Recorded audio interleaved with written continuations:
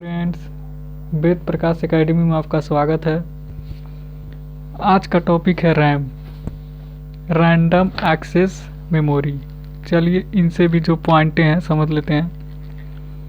पहला पॉइंट पता ही है, सब आप लोग को पता है, बस पढ़ते रहिए, क्रम से वीडियो हमारे देखते रहेंगे तो सब अच्छे से समझ में आएगा। सबसे पहला पॉइंट है कि यह एक सेकेंडरी मेमोरी है कि प्राइमरी मेमोरी है। तो यह एक प्राइमरी मेमोरी है। यह एक प्राइमरी मेमोरी है। दूसरा पॉइंट, वोलेटाइल है कि नॉन वोलेटाइल। तो किस नेचर का है?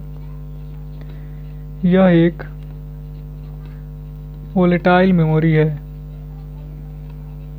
यह एक वोलेटाइल मेमोरी है, अर्थात वोलेटाइल है तो डेटा कैसे स्टोर होगा? अर्थात इसमें डेटा अस्थायी रूप में स्टोर होता है। अर्थात इसमें डेटा अस्थायी रूप में स्टोर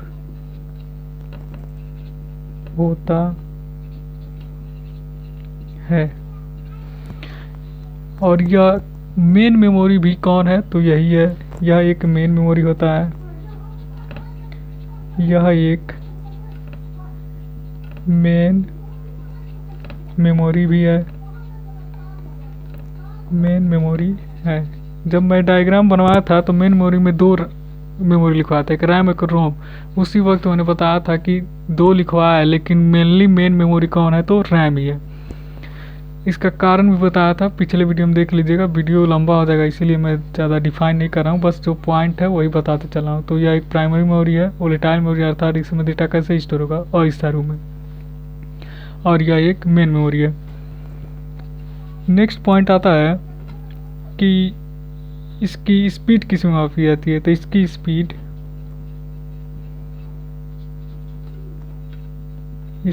स्पीड मेगाहर्ट्ज़ में मापी जाती है।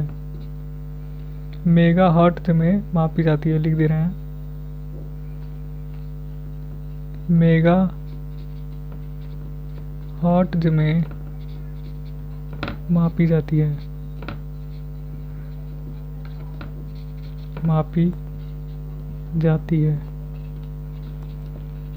तो यह वोलेटाइल नेचर का है। तो जब तक बिजली है तब तक इसमें डेटा सुरक्षित है। तो क्या इसे इलेक्ट्रिक पावर की आवश्यकता होती है या नहीं? क्वेश्चन इसी तरह पूछेगा तो होती है।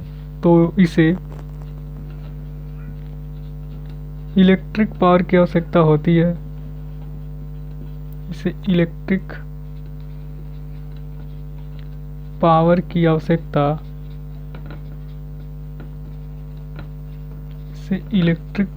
आवश्यकता होती है। इसे इलेक्ट्रिक पावर की आवश्यकता होती है। नेक्स्ट पॉइंट आता है कि ये तो हो गया कि इसे इलेक्ट्रिक पावर, जब तक बिजली है तब तक इसमें डेटा सेफ है। जैसे ही बिजली गई तो डेटा क्या हो जाएगा? इसमें नुकसान हो जाएगा।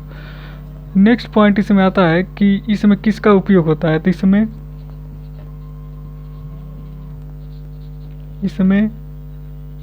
ट्रांजिस्टर और कैपेसिटर का उपयोग होता है।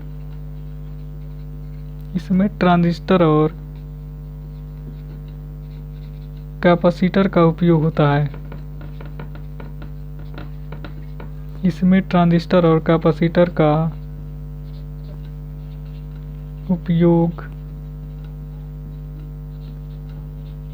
होता है। इसमें ट्रांजिस्टर और कैपेसिटर का उपयोग होता है। यह एक सेमी कंडक्टर मेमोरी होती है, यह भी पॉइंट लिखिए। यह एक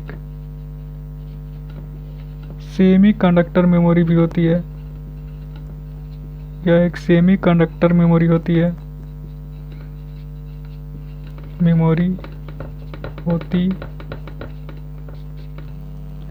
है। यह एक सेमीकंडक्टर मेमोरी होती है। आमतौर पर रैम में, एक पॉइंट और लिखिए, आमतौर पर रैम में कैपेसिटर का उपयोग होता है। आमतौर पर रैम में कैपेसिटर का उपयोग होता है। यह दो प्रकार का होता है। अभी ये पॉइंट मैंने लिखवाया कि इसमें ट्रांजिस्टर और कैपेसिटर का उपयोग होता है, फिर नीचे लिखवाया कि आमतौर पर रैम में कैपेसिटर का उपयोग होता है। अभी समझा रहे हैं क्यों इस तरह लिखवाया। तो यह दो प्रकार का होता है। अब टाइप आगे बताएंगे। एक होता है स्टैटिक रैम और दूसरा होता है डायनेमिक रैम। एक होता है स्टैटिक रैम और दूसरा होता है डायनेमिक रैम। स्टैटिक रैम में केवल ट्रांजिस्टर का उपयोग होता है। स्टैटिक रैम में केवल ट्रांजिस्टर का उपयोग होता है और डायनेमिक रैम में ट्रांजिस्टर प्लस कैपेसिटर दोनों का इस्तेमाल होता है। इसीलिए मैंने ये पॉइंट लिखवाया कि इसमें ट्रांजिस्टर और कैपेसिटर का उपयोग होता है। ठीक है सर, ये तो सही है, लेकिन ये वाला पॉइंट आमतौर पर रैम में केवल कैपेसिटर का उपयोग होता है, ये पॉइंट तो नहीं पल्ले पड़ा। तो देखिए, मैं डायनेमिक रैम, जो हम लोग रैम यूज करते हैं, मान लीजिए टू टाइप का है, एक स्टैटिक रैम और एक डायनेमिक रैम। कोई पूछे कि इन दोनों रैम में से हम लोग कौन सा रैम यूज करते हैं, तो डायनेमिक रैम। डायनेमिक रैम का स्ट्रक्चर छोटा सा बना के दिखा रहे हैं, ऐसे खाने रहते हैं। छोटा सा ही बना रहा हूँ कि जगह नहीं है। अगर इसमें इतने ट्रांजिस्टर हैं तो बाकी सब क्या हैं, कैपेसिटर हैं। तो किसकी संख्या अधिक है, कैपेसिटर की। इसीलिए जब भी पूछे आमतौर पर रैम में किसका उपयोग होता है, तो क्या बोलेंगे, कैपेसिटर का। लेकिन अगर वैसे ही पूछे कि रैम में किसका उपयोग होता है, तब बोलेंगे ट्रांजिस्टर और कैपेसिटर दोनों का। लेकिन अगर ये पूछे कि आमतौर पर रैम में किसका उपयोग होता है, तब क्या बोलेंगे, ट्रांजिस्टर और कैपेसिटर का।